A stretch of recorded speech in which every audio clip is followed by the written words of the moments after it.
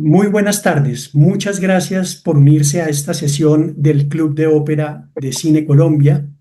Como ya decía bien Miguel, es el segundo título de este año, de estas transmisiones en directo desde la Ópera Metropolitana de Nueva York.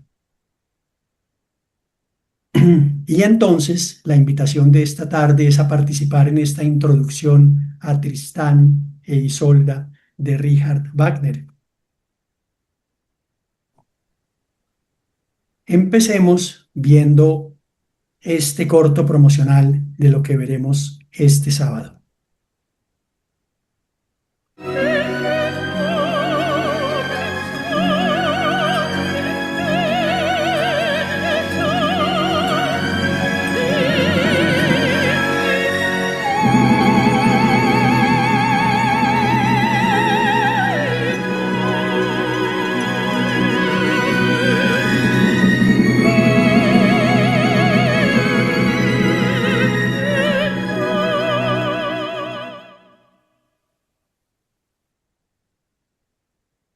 Con la música llena de pasión y emoción de lo que se conoce como la muerte de Isolda, en esta ópera veíamos algunas imágenes de la puesta en escena de Yuval Sharon, que va a ser el director escénico estadounidense y que por lo que se ve, pues le ha apostado a un universo simbólico, haciendo alusión allí en el escenario a la figura del túnel y un túnel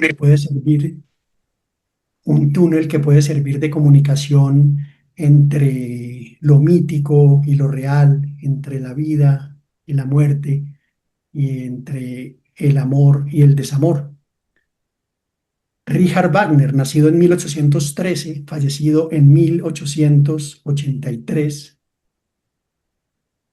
es un compositor del periodo romántico alemán. Él nació en Leipzig Bien, el 22 de mayo de 1813 y murió en Venecia el 13 de febrero de 1883.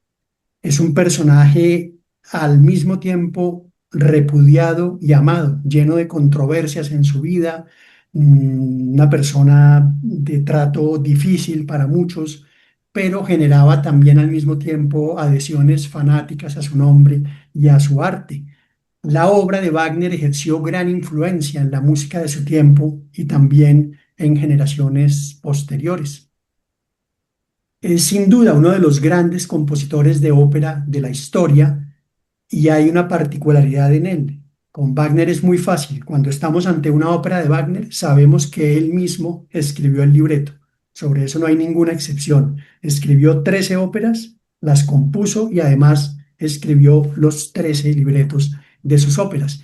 Y de esas 13 óperas, hay 10 que están firmemente establecidas en el repertorio. El propio Wagner le restaba importancia a las tres primeras y no las ponía en el punto más alto de sus creaciones, que son eh, Las Hadas, La Prohibición de Amar y Rienzi. Pero a partir de la cuarta, El Holandés Errante y hasta Parsifal, hay 10 títulos de su catálogo que se consideran canónicas. De hecho, en el Festival de Bayreuth, que todos los años celebra la obra de Wagner, se presentan algunas de estas 10 óperas, pero ninguna de las tres primeras. Va a haber una excepción, en el próximo Festival de Bayreuth.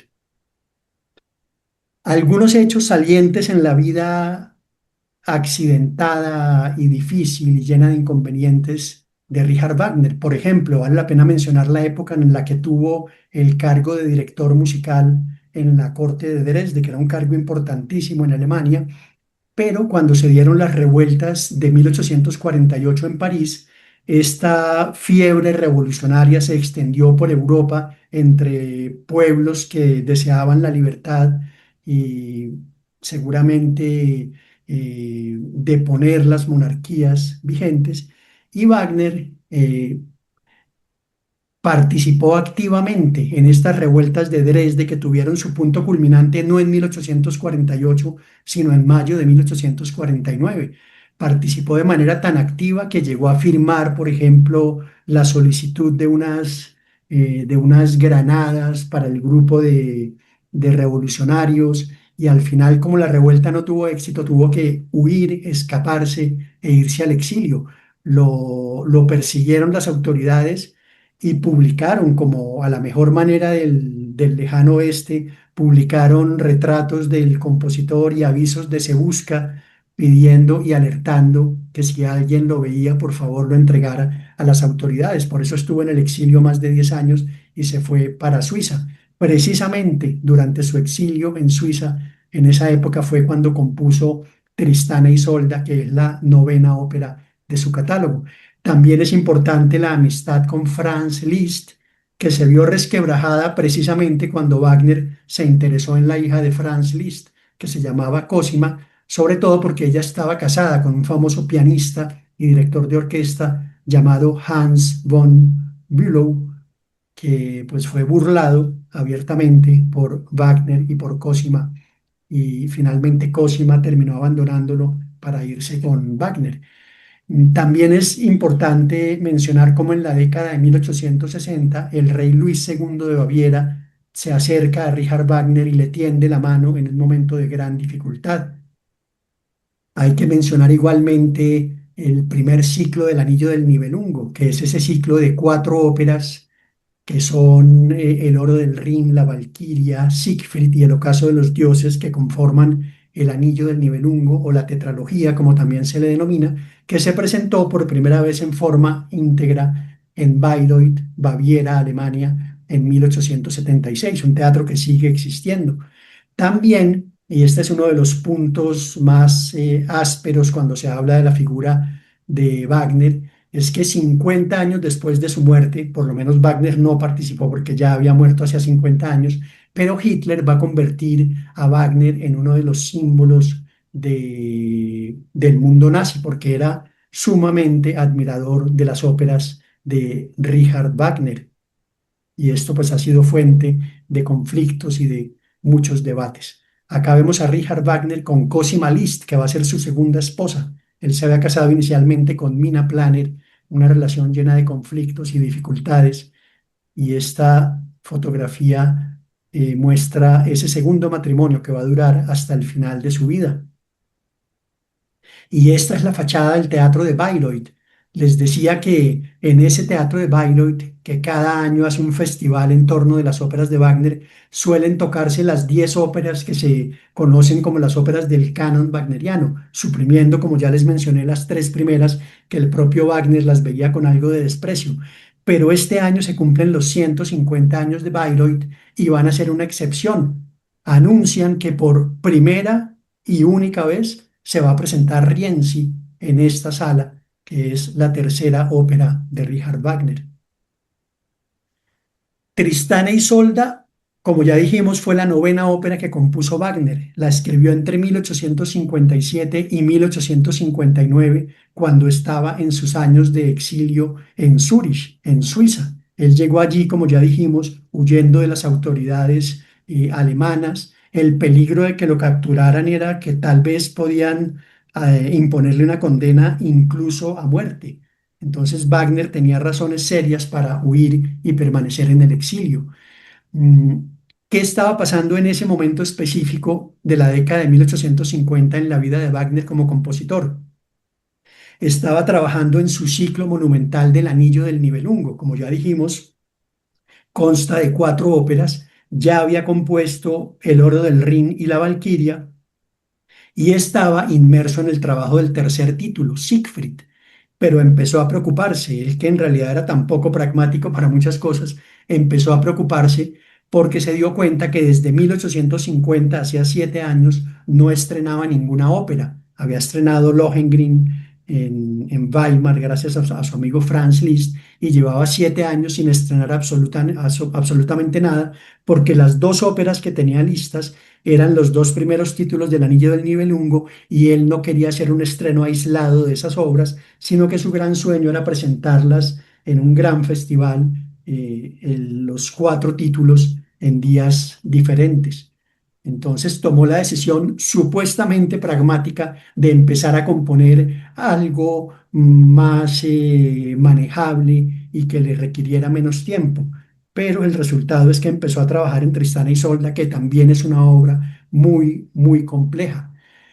Y el otro hecho que va a ser importante señalar en ese año de 1857 es que Wagner había entrado a la esfera de protección de un mecenas en Zúrich, un comerciante alemán que había hecho su fortuna en el mundo de la seda, que se llamaba Otto Wessendonck, admirador de la música de Wagner, y empezó a patrocinarlo. Y no solo eso, le dio una casa frente a su mansión en Zúrich para que viviera y el pago era completamente simbólico para que Wagner pudiera vivir ahí con su esposa.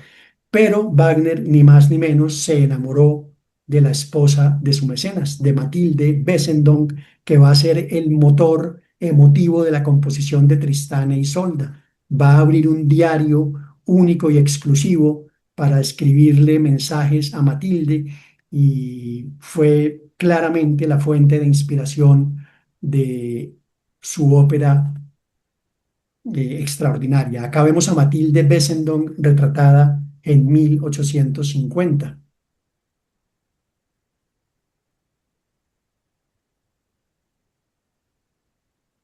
La villa, la gran mansión de los Bessendonck en Zúrich, que estaba separada por un jardín de la casa donde estaba Wagner con su esposa.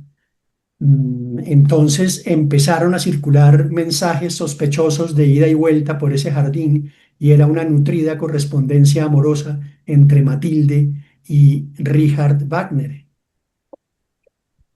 Wagner, cuentan las crónicas, visitaba a Matilde por las tardes y tocaba al piano y hasta el anochecer los avances de Tristana y Isolda, y Matilde fascinada que fuera el centro y la musa de esa obra extraordinaria que se estaba gestando. Además, Matilde tenía fama de ser una mujer muy atractiva, sumamente inteligente, con sensibilidad artística y escribía poemas.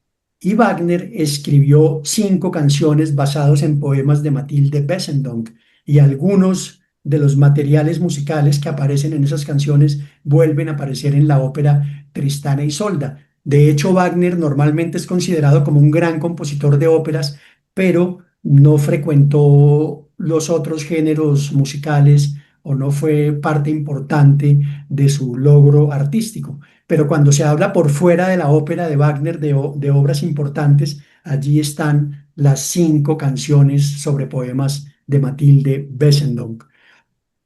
Cuando Wagner tuvo listos los bocetos del primer acto de Tristán e Isolda, se los envió a Matilde con la siguiente nota, como una ofrenda al, comillas, ángel que me ha elevado tan alto.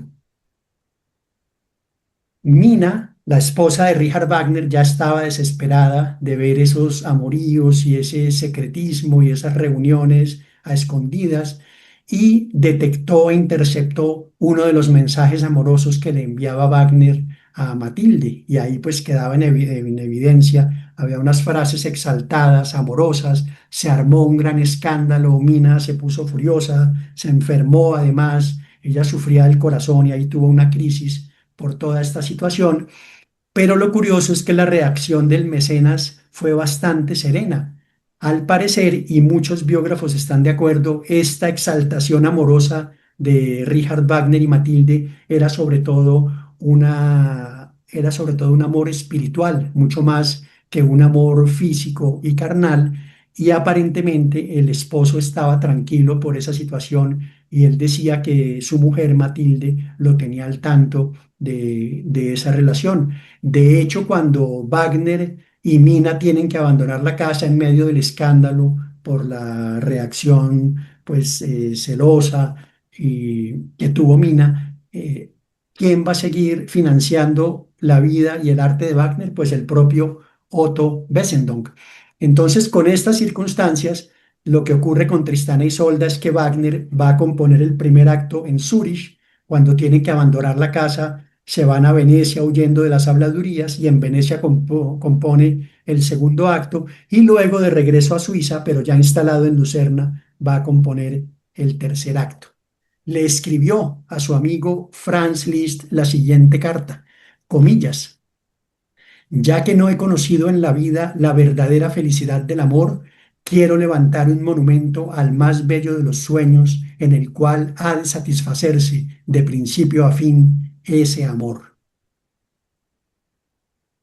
A propósito, me pareció interesante que oyéramos en este punto uno de los fragmentos que nos prestó la Ópera Metropolitana de Nueva York, que es el ensayo orquestal del final de la ópera, La muerte de amor de Isolda. Supuestamente, pues este pasaje cuenta con la cantante, pero acá es solamente el ensayo orquestal y se aprecia en la música esa exaltación, esa pasión desbocada que existía en este momento mientras Wagner gestaba su partitura.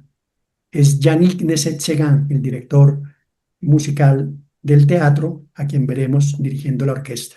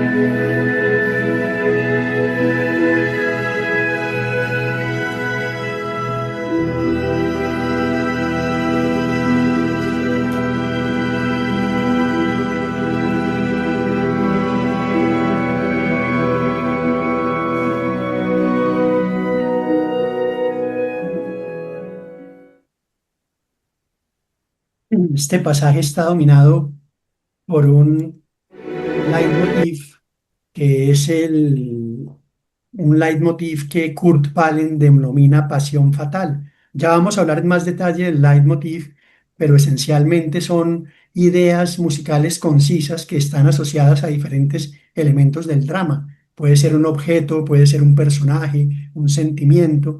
En este caso, el musicólogo Kurt Weill denomina este leitmotiv como Pasión Fatal, que es uno de los más famosos de toda la ópera, y acá lo vamos a oír en la orquesta varias veces repetidas.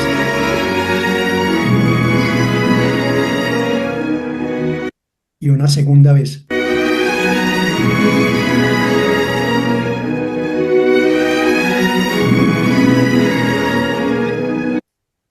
Ese es entonces el leitmotiv de la Pasión Fatal.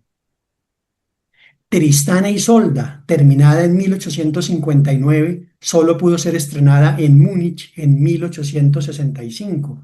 O sea que esa decisión inicialmente pragmática de Wagner de detener la composición de la tetralogía para componer una obra que pudiera estrenar más rápido, porque ya llevaba 7 años sin hacer ningún estreno, pues vean ustedes en lo que terminó.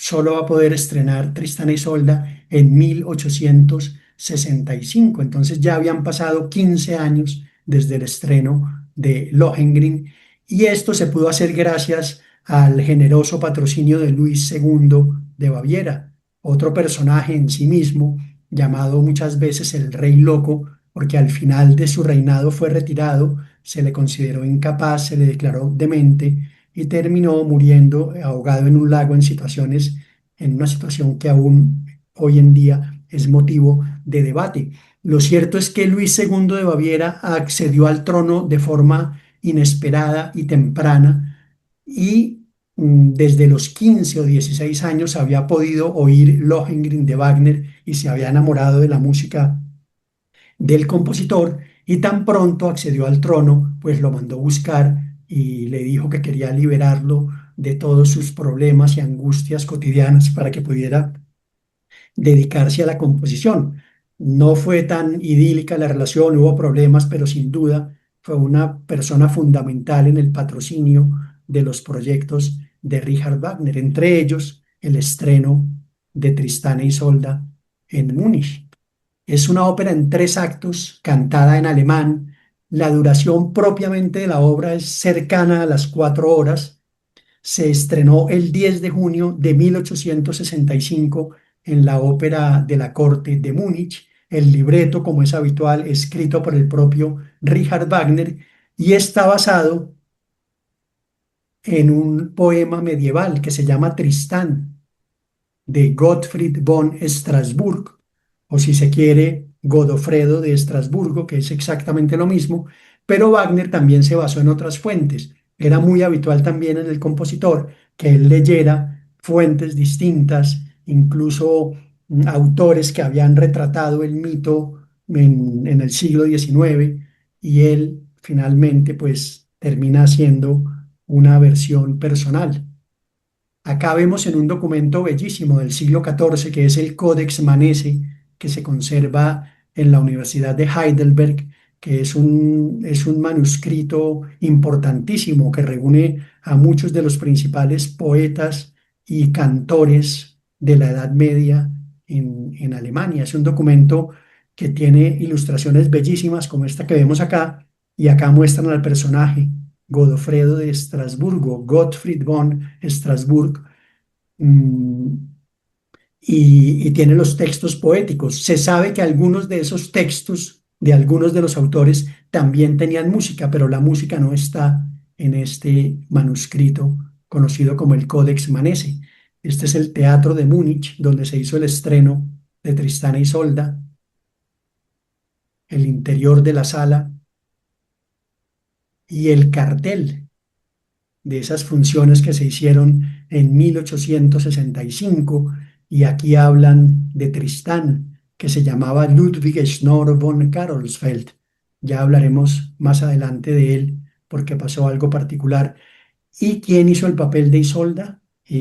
Malvina Schnorr von Carolsfeld, su mujer. Tristán e Isolda es un mito de amor y de muerte de origen celta que está vinculado además con la leyenda del rey Arturo. En algún momento, dentro de esa unión de distintas mitologías y de distintas leyendas y sagas, el personaje de Tristán quedó convirtiéndose en uno de los caballeros de la mesa redonda. ¿De qué nos habla muy a grandes rasgos Tristán e Isolda? Después hablaremos en más detalle de lo que ocurre. Es un amor latente entre los dos personajes, Tristán e Isolda, que se desata ese amor latente cuando ellos, sin saberlo, beben un filtro de amor o un elixir de amor. Y se trata de un amor prohibido, porque Isolda es la mujer del rey Marque y Tristán es el sobrino del rey. Entonces, cuando son descubiertos en adulterio, este amor prohibido los conduce a la muerte. En el plano filosófico hay que subrayar que Schopenhauer fue muy importante en este momento de la creación de Tristán e Isolda de Wagner. La obra principal de Schopenhauer, El mundo como voluntad y representación, que es de 1819, Wagner la leyó con verdadera devoción en 1854, y como era apasionado y como era impositivo, se sabe que puso a leer a muchísimas personas en ese mismo momento de su vida esta obra de Schopenhauer, y hacían comentarios y leían pasajes en voz alta. Pues resulta que allí encontró algo con lo cual él se identificaba plenamente. Como se sabe, Schopenhauer se asocia con la filosofía del pesimismo. Él consideraba que la voluntad es una fuerza vital que nos empuja a tener deseos. Y esa fuente de deseos, ese tener numerosos deseos, es la fuente del dolor y la frustración permanente del ser humano, porque el deseo insaciable conduce a la insatisfacción de la voluntad. Entonces, la respuesta debe ser renunciar al deseo, lo que desde luego no siempre se logra porque no es para nada fácil. Y dentro de este concepto aparece algo que en Wagner es muy importante. La muerte es el fin del dolor individual, libera y sobre todo otorga la redención. La muerte como liberación y redención es una constante en las óperas de Wagner. En Tristán y Isolda ocupa un sitial de honores este concepto, pero ya Wagner tenía este concepto incorporado, pero él reconoce en sus cartas que leer a Schopenhauer lo hizo hacerse consciente de este sentimiento y de este ideal. Acá vemos a Schopenhauer.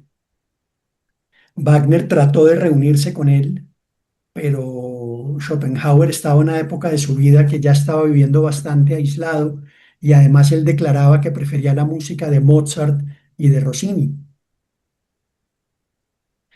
Tristana y Isolda es principalmente un drama psicológico. Esto es importante tenerlo en cuenta, un drama psicológico muy íntimo, porque las acciones externas que se despliegan sobre las tablas son bastante reducidas.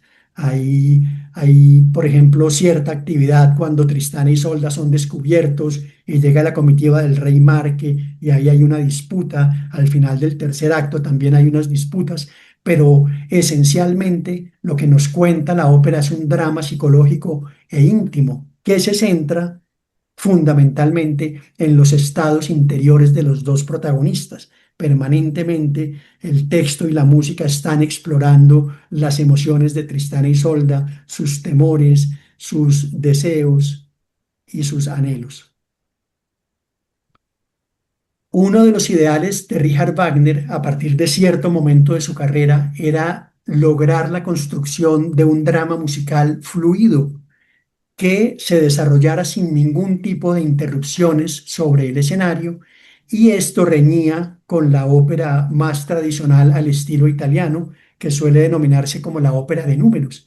En la ópera de números hay elementos constitutivos de la obra que son cerrados en sí mismos, tienen un claro comienzo y un claro final, y generalmente durante las representaciones, en ese claro final de cada uno de esos números, que puede ser un aria, un dúo, un pasaje orquestal, normalmente hay un aplauso del público y luego empieza otro de los números.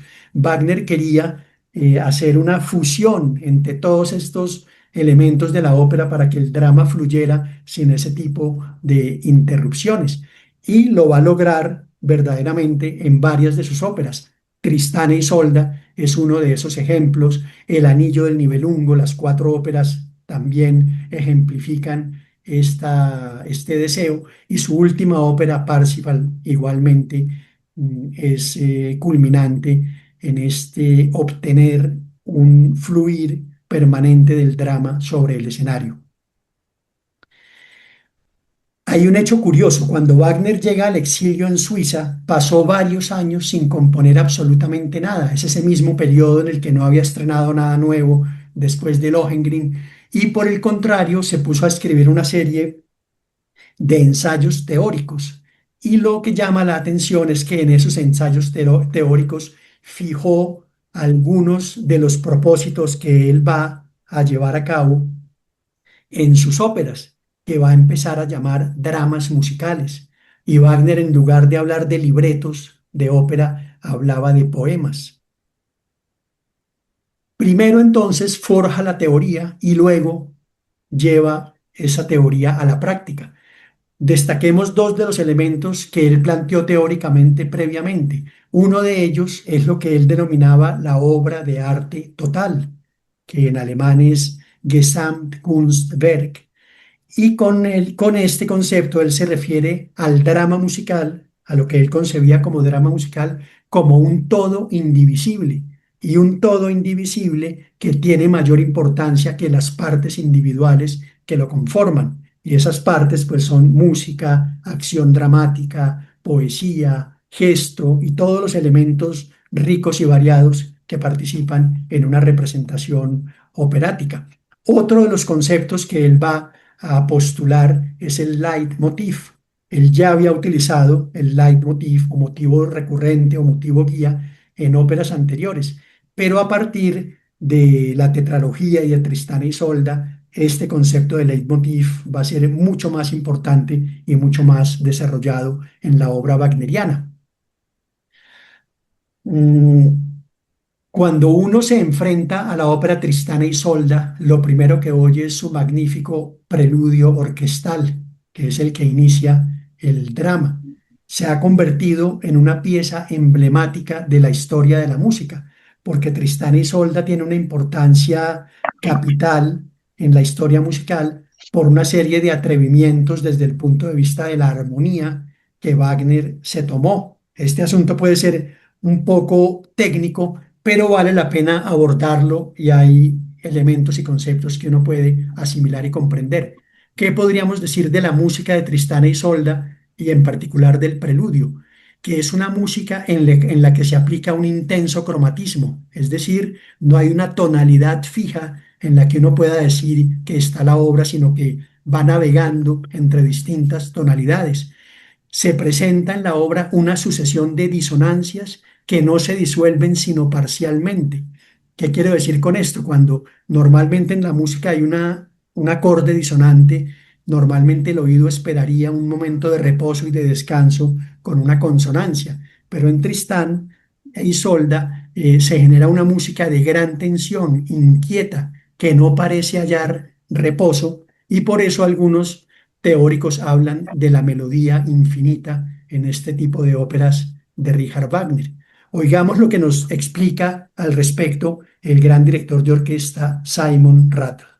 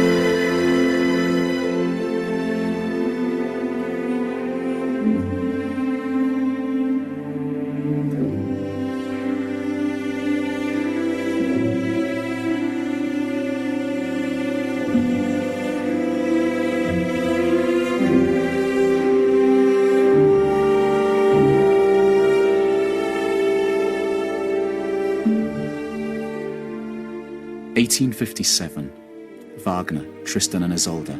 How was it that this chord and this release was to be a picture for everything to come?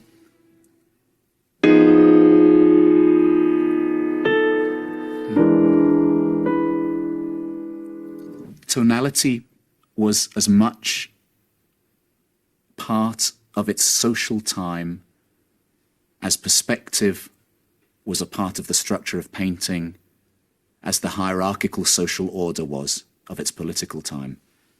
Tonality that would mean a chord like this would have to resolve and return home to a chord like this. With Tristan and Isolde, it was to be changed forever, and we were to be adrift on a sea of indefinite tonality. An opera that starts floating in the air, quivering into being, reaching a point of pain and not resolving, except into a kind of uncertain release. After Tristan and Isolde, music was to be changed forever.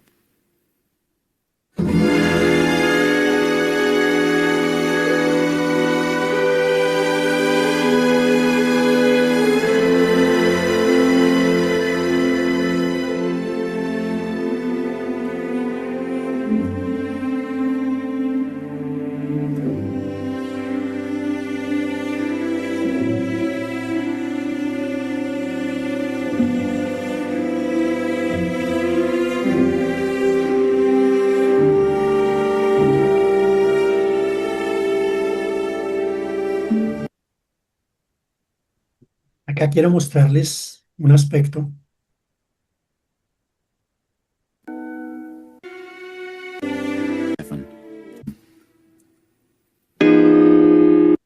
Was to be a Cuando ustedes en música oigan hablar del acorde de Tristán, que es un acorde del que se ha hablado mucho, es este. picture for everything to come. Este que va a tocar en este momento Rattle.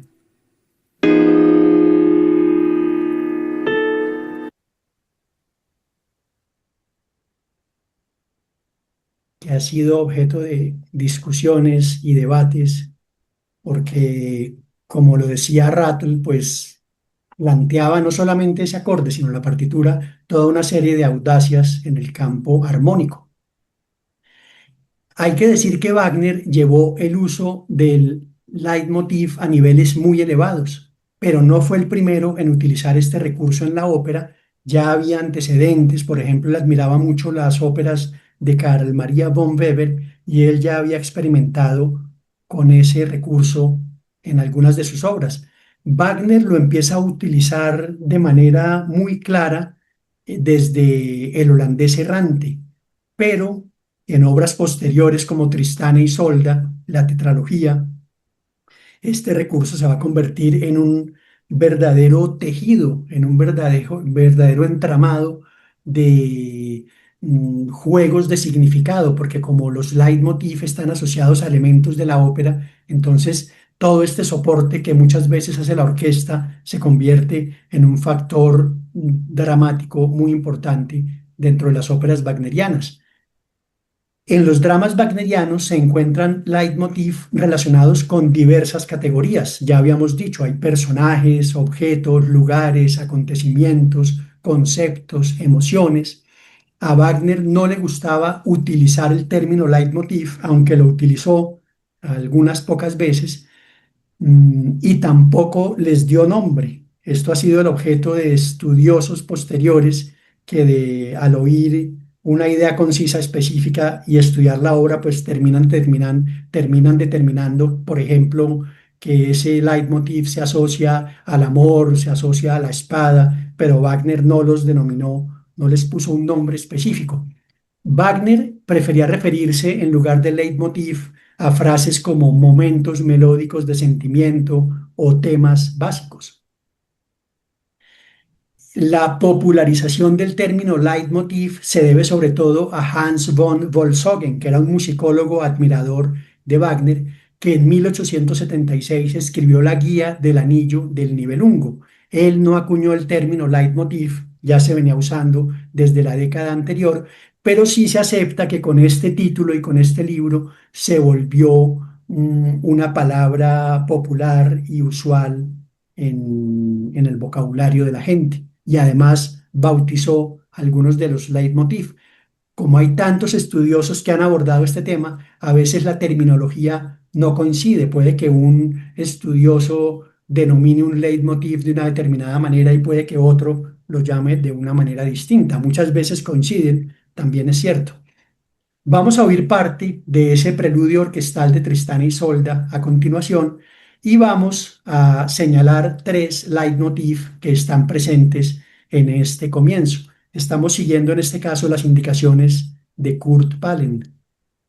Deseo, fatalidad y mirada son los tres elementos que vamos a señalar.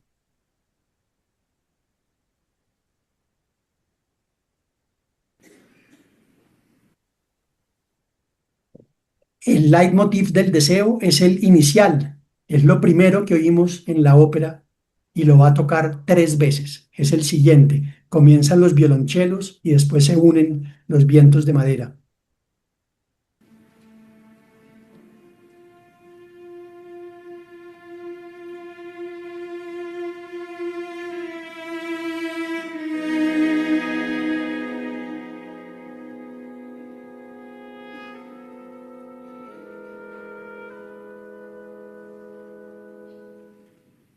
Y aquí lo vamos a oír por segunda vez, el leitmotiv del deseo.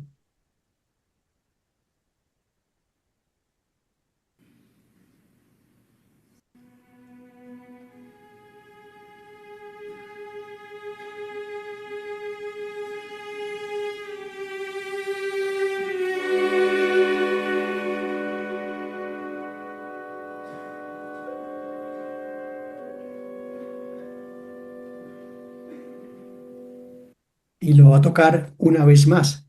Nosotros nos vamos a adelantar para señalar el leitmotiv relacionado con la fatalidad, que es este, una sola vez.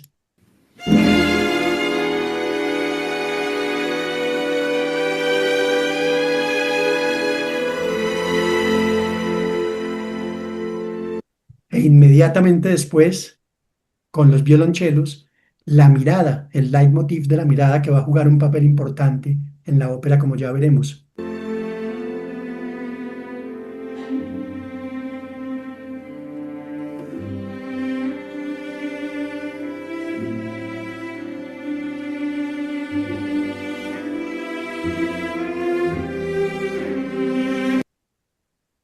Señalados esos tres leitmotiv, sin ser exhaustivos, hay más en el preludio, vamos a oír un fragmento inicial del preludio orquestal de Tristán e Isolda.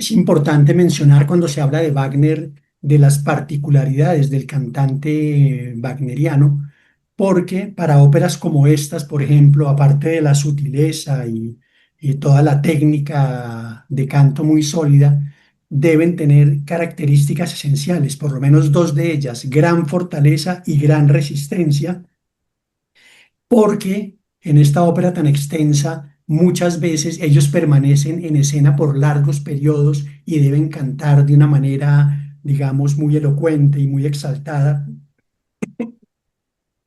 perdón, en algunos momentos, y también eh, ese hecho hace que muchas veces algunos cantantes hacia el final de la obra acusen una clara fatiga en su voz. Entonces hay que dosificarse bien y hay que tener las herramientas para poder enfrentar estas exigencias tan grandes. Tristana y Isolda, entonces, son personajes que encarnan muy bien las exigencias del canto wagneriano. Cuando ustedes les hablen de Helden tenor en el mundo del canto wagneriano, les están hablando de tenor heroico. Es el tipo de tenor con esas condiciones que mencionábamos que son necesarias para cantar el personaje de Tristán. E Isolda, que también tiene requerimientos similares, suele denominarse una soprano dramática.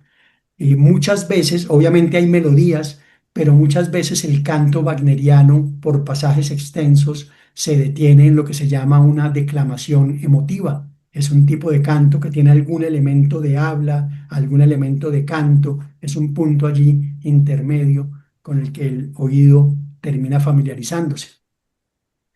Había comentado que iba a volver a mencionar a Ludwig Schnorr von Carolsfeld, a quien vemos acá, el primer Tristán en 1865, y esta es Malvin Schnorr von Carolsfeld. Pues cuando hablamos de dificultades para cantar Tristán, ocurrió un hecho histórico que ha alimentado y ha abonado el terreno para que se siembren toda clase de leyendas. Imagínense ustedes que Ludwig Schnorr von Carolsfeld cantó las cuatro funciones que estaban programadas para el estreno de Tristán y Isolda en 1865 y poco tiempo después se murió. Obviamente, eso ha sido motivo de todas las especulaciones del mundo, que lo mató el papel de Wagner, que es imposible resistir este tipo de ópera para un cantante, y ahí se han tejido toda una serie de mitos. Lo cierto es que no se ha podido demostrar si el deceso de nuestro desdichado tenor se debió a las exigencias de Tristán. En el segundo acto de Tristán e Isolda hay un famoso dúo de amor del que oiremos algunos pasajes breves a continuación. Pero ¿cómo llegamos a ese dúo de amor? ¿Qué ha ocurrido al comienzo?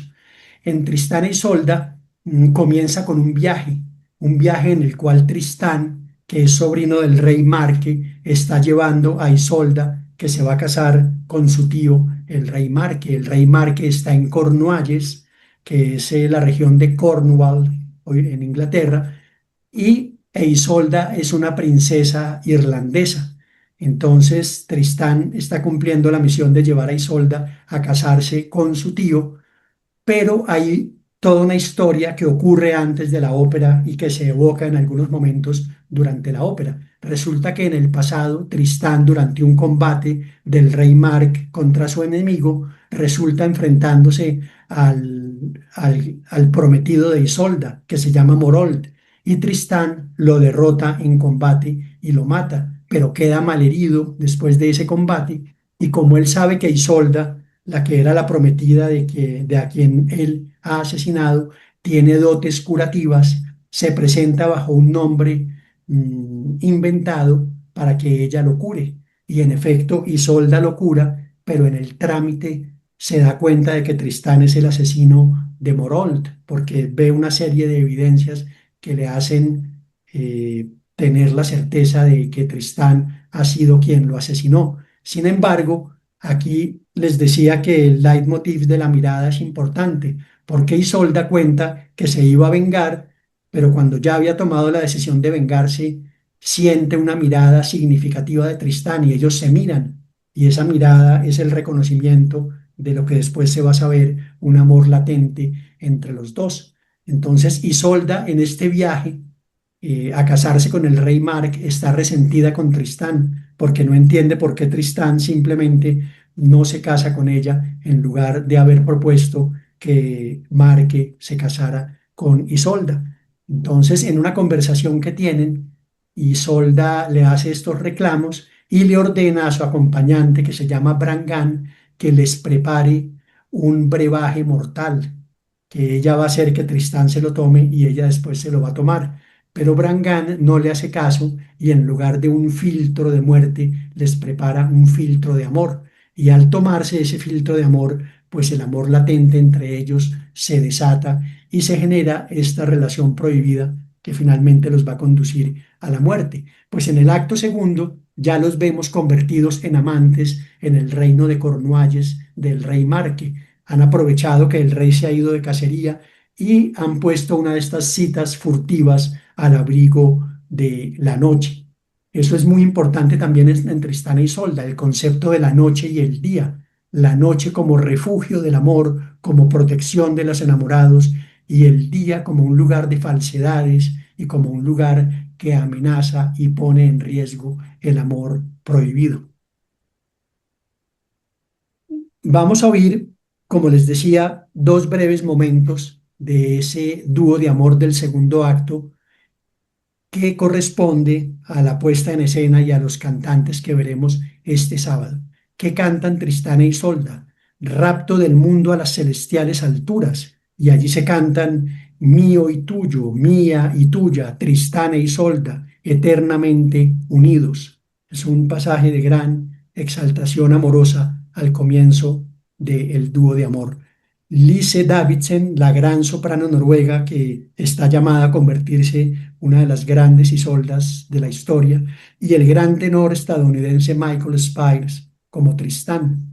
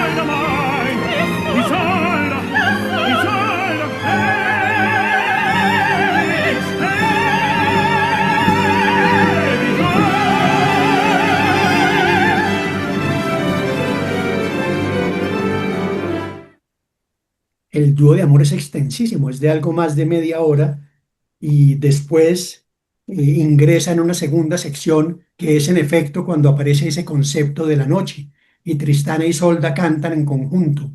Oh, desciende noche de amor, dame el olvido de que vivo, recíbeme en tu seno, libérame del mundo. Tristán, ya se apagaron los últimos fulgores. Isolda, de cuánto pensábamos y de cuánto creíamos. Tristán, de todos los recuerdos. Isolda, de todas las imágenes.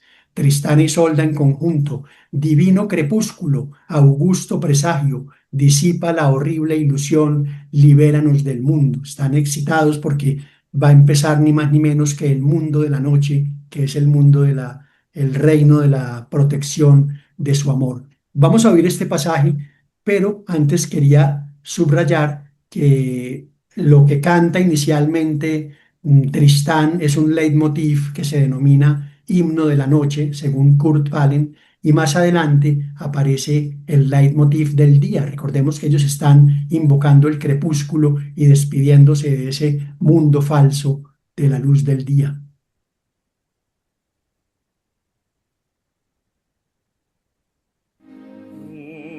Entonces, esto primero que le vamos a oír a Tristán es himno de amor.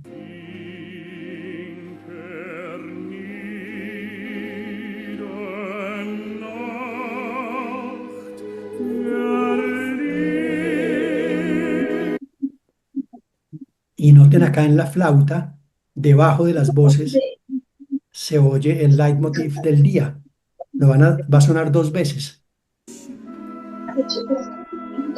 Erlöschen nun die letzten Leuchte. También importante mostrar cómo ellos utilizan el estilo imitativo en este pasaje. Ahí hay fragmentos que canta uno y después el otro responde con la misma melodía. Eso es una tradición antiquísima en el mundo del dúo amoroso en la ópera. Acá lo hemos mencionado varias veces, que es el compartir el material melódico como una prueba de amor y de armonía.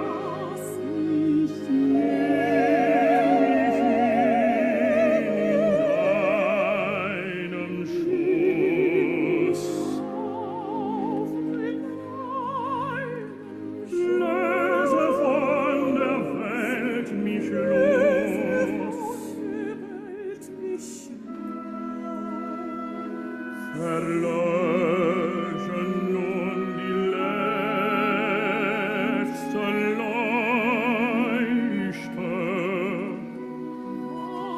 Was wir dachten, was uns leuchtet. All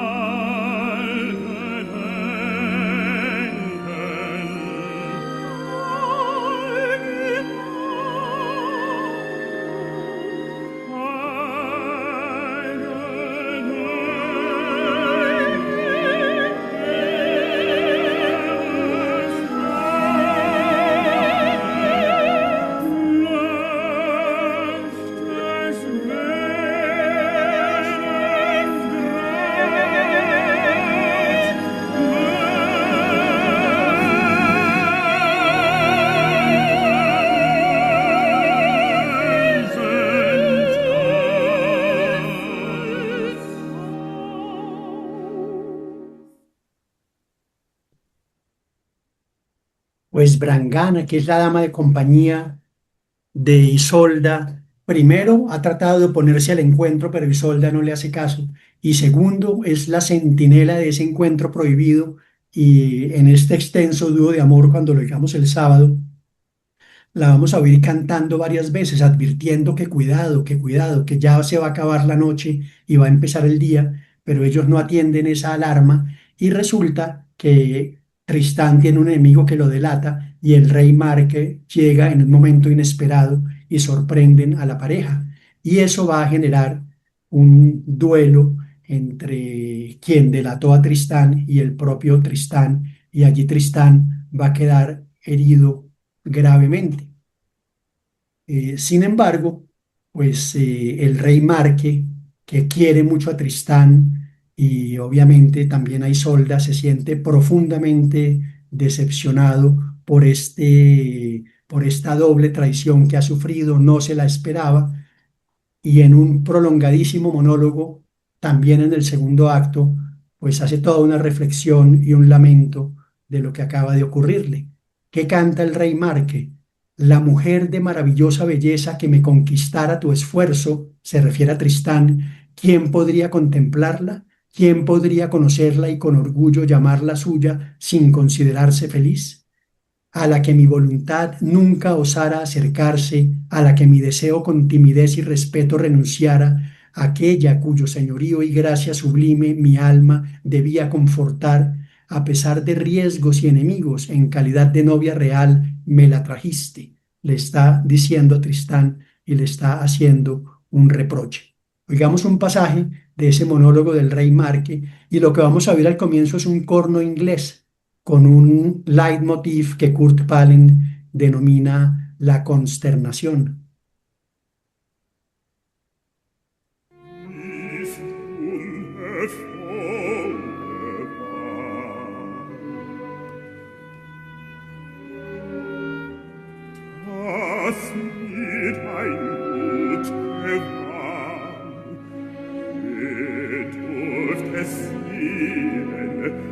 wir es kennen, wir mit Stolte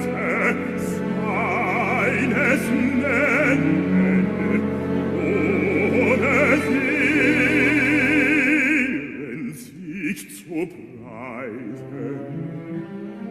Mein Willen nicht von nahen wagte,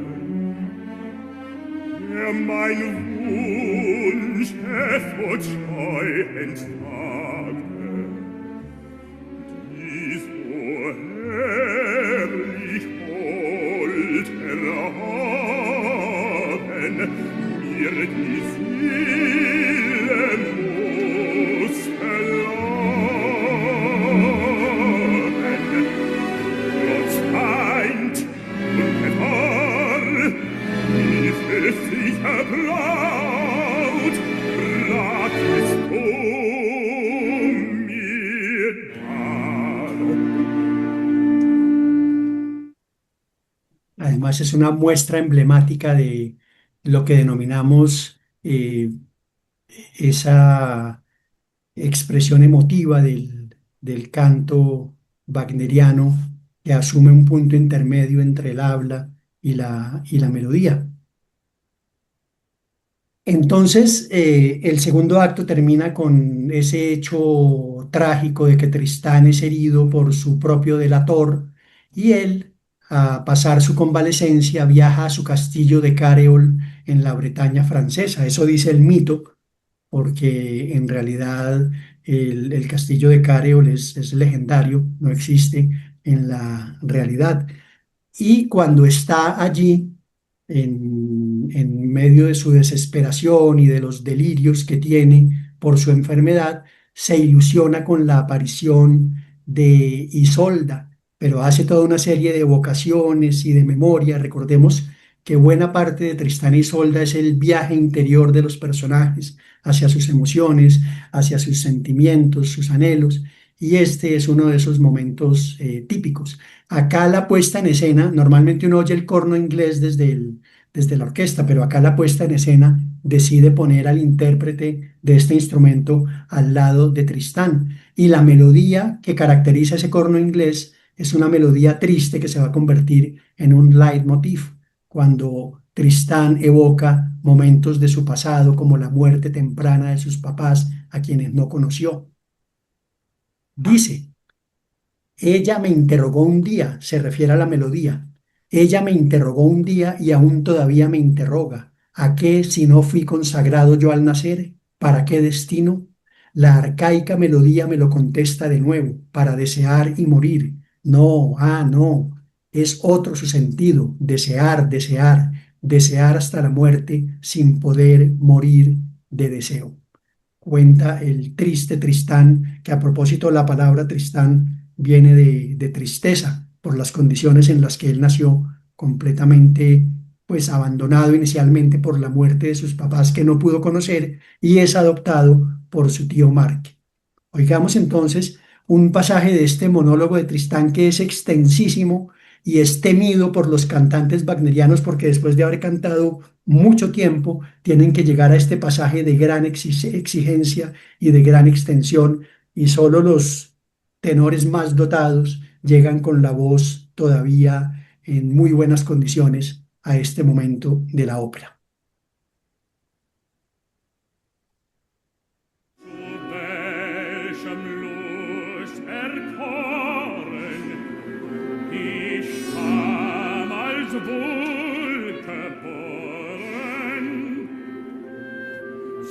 Welchem Los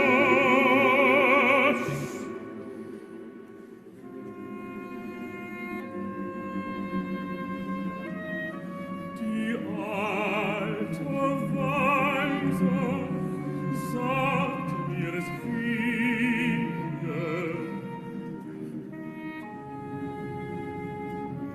Ich singe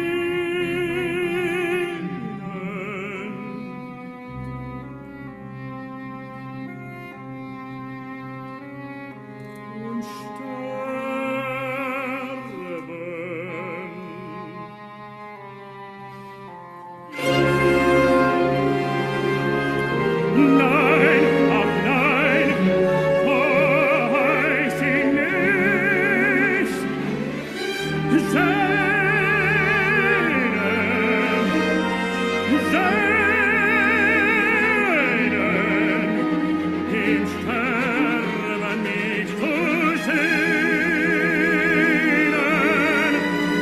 und in Gott nicht zu sterben.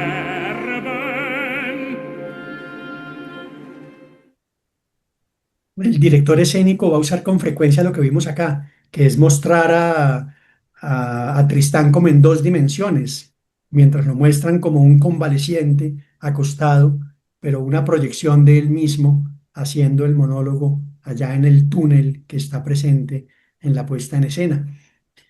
Bueno, en medio de sus delirios y de su enfermedad, la gran ilusión de él es que Isolda en algún momento va a llegar para curarlo una vez más de sus graves heridas. Y en efecto, la llegada de Isolda ocurre. Tristán se emociona hasta la exaltación suprema y termina muriendo en brazos de Isolda tan pronto se encuentra con ella. Poco después llegan el rey Marque y su comitiva, y entre ellos llega el traidor de Tristán. Y cuando Curvenal, que es el escudero de Tristán, lo ve, decide vengarse de quien ha traicionado a Tristán, y en ese duelo mueren los dos. Llega demasiado tarde el rey Marque, el que se había decepcionado tanto, después oyó la historia del elixir de amor, que ellos no lo habían hecho de mala fe ni exprofeso, sino que fueron engañados al beber un elixir que ellos no pensaban beber, y que eso fue lo que los obligó a traicionarlo. El rey Marque llega a Careol con la noticia de que los va a perdonar, pero es demasiado tarde, porque también, aparte de la muerte de Tristán, Isolda va a tener la famosa muerte de amor del final de la ópera. Y señalando algunos momentos de esta muerte de amor, vamos a terminar la sesión de hoy. Ya habíamos visto el leitmotiv de la pasión fatal. Aquí va a volver a aparecer, lo voy a mostrar para que lo recuerden, uno de los más conocidos de toda la ópera. Está acá en la orquesta.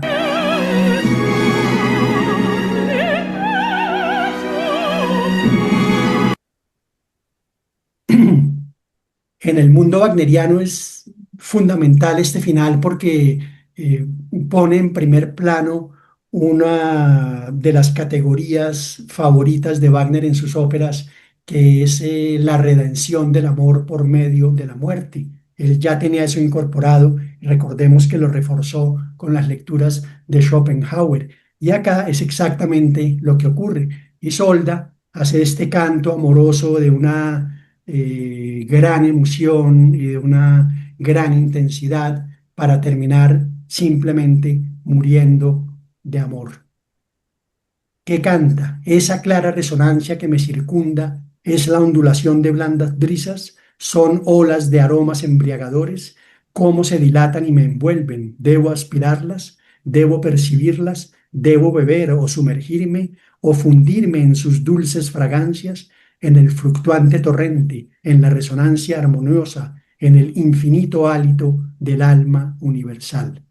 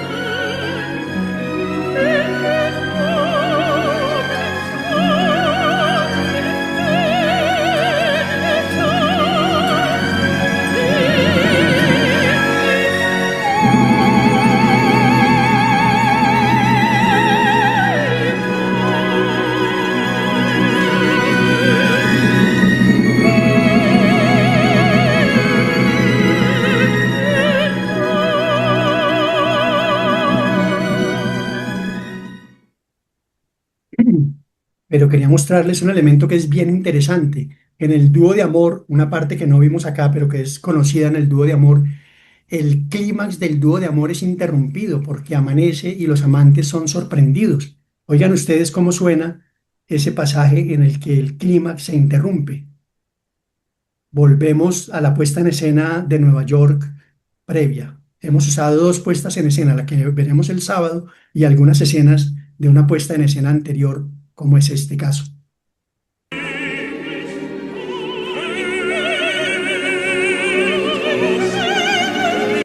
Aquí va a llegar a una primera cima, noten ustedes. Y vamos a oír el leitmotiv de la Pasión Fatal que hemos oído varias veces.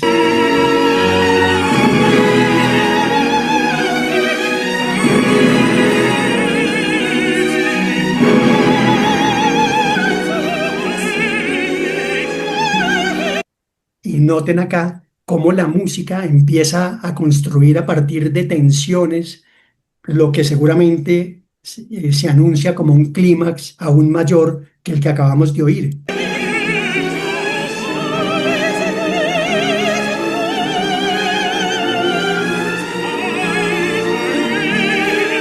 Oigan el recorrido de la orquesta, las cuerdas van subiendo, se van haciendo más tensas.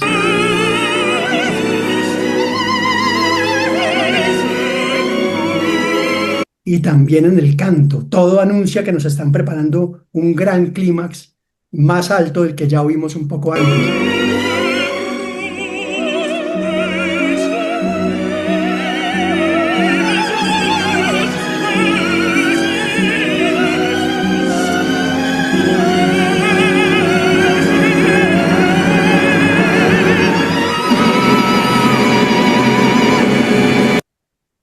Exactamente en el momento culminante, el clímax se interrumpe porque llega Marque, su comitiva, y sorprenden a los enamorados.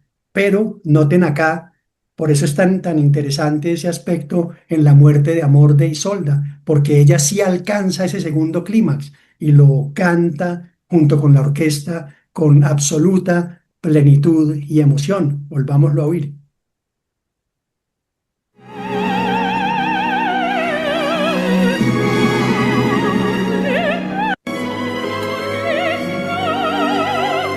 Ahí estamos en una parte equivalente, se está construyendo ese clímax definitivo con la orquesta y con la tensión de la música.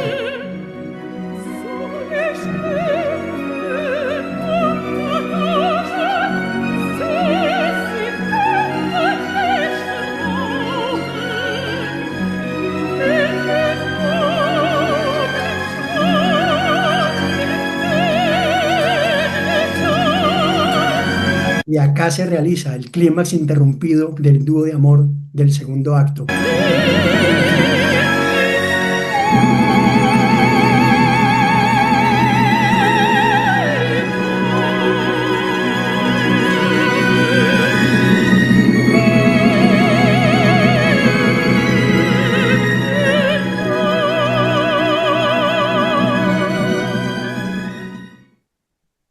Y es ni más ni menos que la redención del amor por medio de la muerte. Entonces, la invitación es a que veamos la ópera Tristán e Isolda este sábado 21 de marzo a las 11 de la mañana, una función de 5 horas y 27 minutos, incluidos dos intermedios. De esas 5 horas y 27 minutos, la ópera es de algo menos de 4 horas. Tiene subtítulos en español, siempre lo decimos, pensando en las personas que de pronto se unen por primera vez a este club y no están seguros de si van a entender lo que está pasando en escena. Permanentemente hay subtitulación en español. Recordemos los créditos de quienes participarán este sábado. El director titular del Met, Yannick Nézet-Séguin, el director escénico que debuta, Yuval Sharon, y que ya tiene firmado un contrato para la tetralogía de Wagner en los años que vienen. Lise Davidsen como Isolda, Ekaterina Gubanova como Brangani, Michael Spires como Tristán, Tomás Konieczny como Kurvenal y el Rey Marque cantado por Ryan Spido Green. Se va a presentar en varias salas de Cine Colombia, en Bogotá, por ejemplo, Andino, Avenida Chile, Gran Estación, Lúmina, Unicentro. En Cali será presentado en Chipichape y Unicentro, y en Medellín se verá en Santa Fe y en Viva, Envigado. Veamos algunas de las bellas imágenes que se verán en la escena este sábado, con ese túnel omnipresente usado de manera simbólica por el director escénico.